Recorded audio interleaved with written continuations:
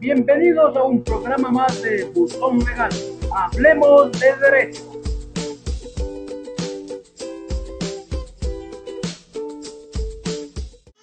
Sean ustedes bienvenidos a un programa más de Buzón Legal. Hablemos de derecho. Hoy hablamos sobre el derecho penal colonial, parte número 3. Comencemos pues indicándoles que los cabildos, cuando dictaminaban normas para la vida cotidiana, para la vida común, podríamos indicar que la clase baja, como los siguientes: los mulatos, los negros, los indios, entre otros, estas clases pertenecían a una inmensa mayoría de personas que no tenían derecho. ¿Derecho a qué? Derecho a que no le tutele absolutamente nadie, ni la misma ley. Incluso era un peligro estar por la calle. Era un peligro no tener el derecho de transitar libremente por las calles de las ciudades, de las plazas, de los pueblos, inclusive de las propias villas. Podemos manifestar que al tener los cabildos una independencia legislativa, ellos realizaban normas sobre asuntos diversos, como el de que se realizó aquí en Quito el 11 de enero de 1548. Se establece aquí un acta especial en donde se ponen penas especiales para las personas negras que eran proclives a la fuga. Note usted, para las personas negras proclives a la fuga, entonces para los esclavos. Se establecían penas también para las personas que oscilaban, que estaban por la calle vagamundeando, o como se les conocía, penas para la vagamundería. Se establecieron penas también para la gente que imponía, como la amponería. Estas estaban ordenadas según su reincidencia, disponiendo el pago para estas personas de multas. Especialmente quien tenía que realizarlo era el amo. Además, se establecía dentro de estas penas la mutilación de los miembros para el negro y la pena de muerte para los infractores que eran sumamente peligrosos. Ya para el año de 1555, el propio Cabildo de Quito estableció las castraciones genitales al esclavo que fugara como por más de 8 días. Y inclusive también se castraba, note usted, al que haya cometido actos de tentación, o sea, la inducción o la persuasión con las mujeres indígenas. A estas personas eran justamente encontradas culpables, y una de las sanciones era la castración del esclavo. En cuanto al régimen carcelario en las colonias, estos establecimientos carcelarios se encontraban siempre en condiciones económicamente lamentables. Vivían los reclusos, tanto hombres y mujeres, una promiscuidad alarmante. No se habían resuelto inclusive aquí los problemas psicobiológicos de los reclusos, por lo cual su conducta era aberrante. En las conductas sexuales eran terribles. El recluso no podía recibir inclusive visitas, ni siquiera de sus propios parientes. Al respecto de la alimentación, era completamente deficiente. Muchas veces ni siquiera se les proporcionaba en absoluto este alimento. Podríamos decir que el alimento no existía para los reclusos.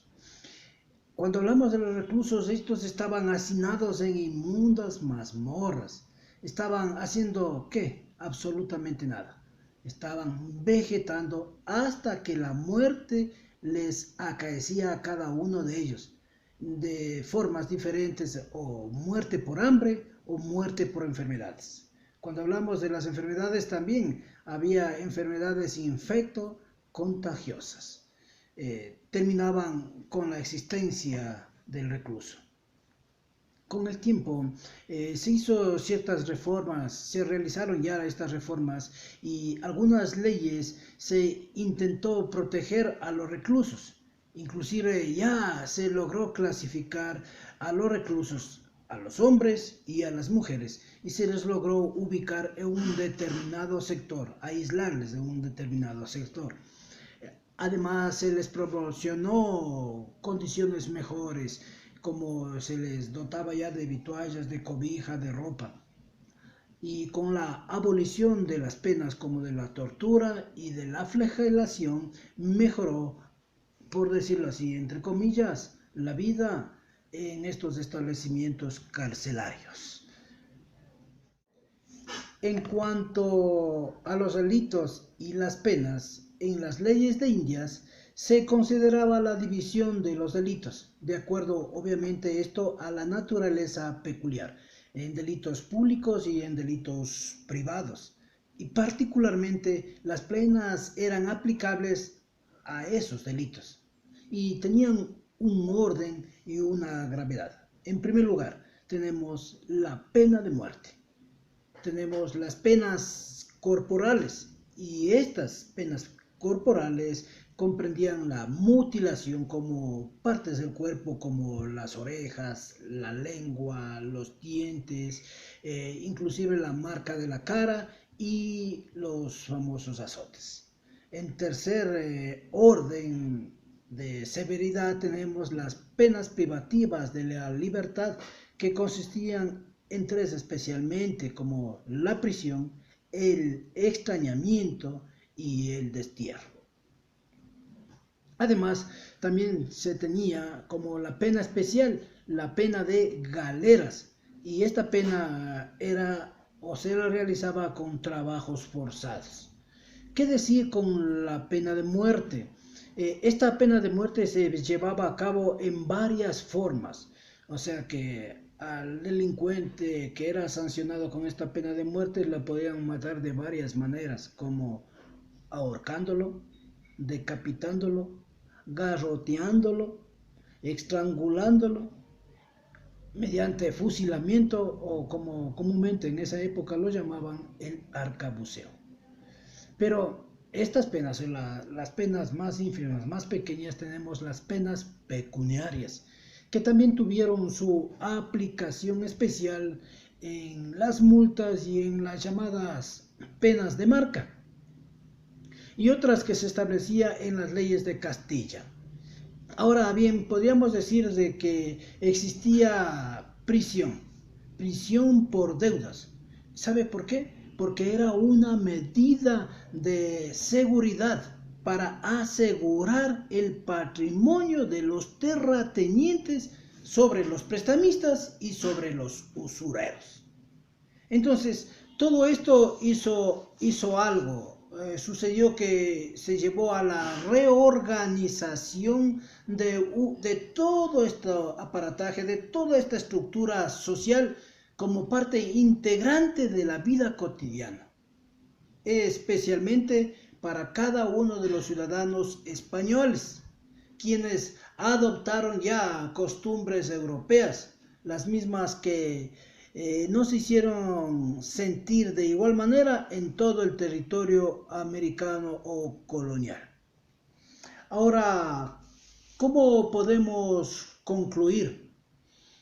Hagamos las siguientes conclusiones. En primer lugar, a partir de la conquista española en el Nuevo Mundo, España tuvo que reorganizar su ordenamiento jurídico para procurar hacer algo, para procurar la estabilidad y la paz social de estas tierras coloniales. Segunda conclusión. Las recopilaciones de las leyes, especialmente las leyes de Indias, ayudaron para que existiera un mejor tratamiento a sus ciudadanos que vivían aquí en las colonias, aquí en América. Tercera conclusión. En cuanto al régimen de justicia, este reflejaba lo propio de la época, como los últimos rezagos del medioevo. Cuarta conclusión. En cuanto a los delitos, a las penas que se establecían en las leyes de Indias, estas eran distinguidas, ya que por su naturaleza muy singular, los aplicaron y las consideraban en un orden de acuerdo a la gravedad. Pero note usted, sin desaparecer otras, como el castigo por deudas con la pena de prisión. Todo esto, como última conclusión, llevó a hacer algo. Llevó a la reorganización de la estructura social mediante pensamientos como el de la Ilustración, que prima la razón frente al dogma. Hasta aquí el tema. Hablemos de derecho. Nos vemos en la próxima. Hasta luego.